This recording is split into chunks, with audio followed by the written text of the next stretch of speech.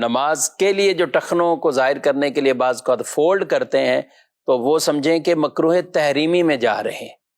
ٹخنے ظاہر کرنا یعنی ٹخنوں سے اوپر شلوار تہمد وغیرہ رکھنا یہ سنت ہے۔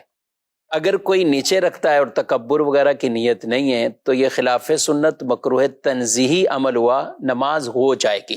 اس نماز کو لوٹانا یعنی دوبارہ پڑھنا یہ واجب نہیں۔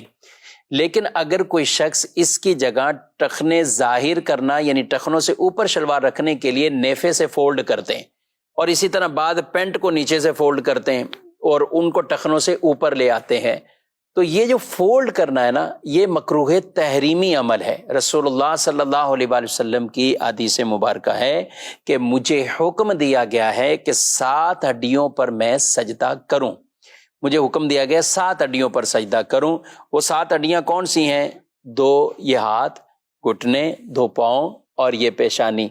پیشانی کا لگنا زمین پر یہ فرض، اور ناک کا لگنا، ناک کی ہڈی کا لگنا یہ واجب۔ تو یہ 7 ہڈیاں ہوئیں۔ فرمایا مجھے حکم دیا گیا 7 ہڈیوں پر سجدہ کروں اور اپنے بالوں اور کپڑوں کو نہ سمیٹوں۔ بال بھی یعنی جیسے چٹیا وغیرہ یا اس طرح کو بنانا، کپڑے بھی نہ سمیٹوں۔ تو یہ کپڑے جو فولڈ ہوتے ہیں، جن کو شلواروں کو بطور خاص نیفے سے فولڈ کیا جاتا ہے، تو یہ ٹھیک عمل نہیں ہے، یہ مکروہ تحریمی ہے۔ اسی طرح پینٹ اگر کوئی نیچے سے بھی فولڈ کرتا ہوا اوپر رکھ لیتا ہے تو یہ بھی مکروہ تحریمی عمل ہے۔ وہ نماز کو واجب الاعادہ بنا دیں گے، یعنی وہ نمازیں واجب الاعادہ ہو جائیں گی، ان کو دوبارہ پڑھنا واجب ہو جائے گا۔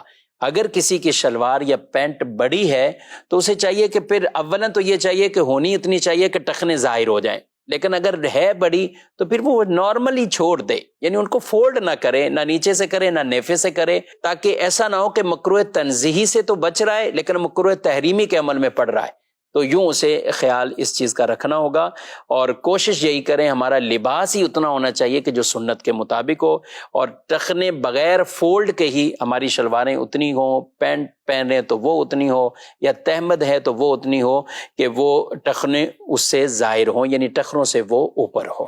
اس چیز کا خیال اگر نمازی حضرات رکھیں گے، ہم بکثرت شہروں کے اندر جو افراد رہتے ہیں تو وہ پینٹ کے ساتھ یہی معاملہ کرتے ہیں، عام حالت میں پینٹ نیچے ہوتی ہے اور نماز کے لیے اس کو فولڈ کر کے کوئی آدھی پنڈری پہ کوئی پتہ نہیں کہاں لے کے جا رہا ہوتا ہے، تو ان کی نمازیں مکروہ تحریمی ہو رہی ہوتی ہیں۔ یہ خود بھی مسئلہ سمجھنا چاہیے اور اپنے دوسرے بھائیوں تک بھی اس مسئلے کو پہنچانا چاہیے۔ ہاتھ کے بعض اوقات یہ کلائیاں آدمی وضو کر کے آتا ہے، تو اب یہ وضو کیا اور اب یہ وضو کر کے آئیں، اب اسی طرح ہی آپ نماز شروع کریں گے کہ تو یہ نماز بھی مکروہ تحریمی ہے، یہ نماز بھی آپ، جی ہاں، یہ نماز آپ کی مکروہ تحریمی، یعنی اس نماز کو بھی دوبارہ پڑھنا یہ واجب ہوگا۔ ہاں کوئی ایک آدھا بل ہوتا ہے بعض اوقات وہ رہ جاتا ہے ان آستینوں کا، تو اس سے نماز مکروہ تحریمی نہیں ہوتی۔ اب مثال کے طور پہ یہ ہیں، اب کسی کی یہ ایک بل ہے اور یہ ہاف کلائی تک بھی نہیں ہے، یعنی آدھی کلائی سے تک، آدھی کلائی سے کم ہے، تو یہ معافی کی صورت ہے، یہ عف ہے، یہ معاف ہے۔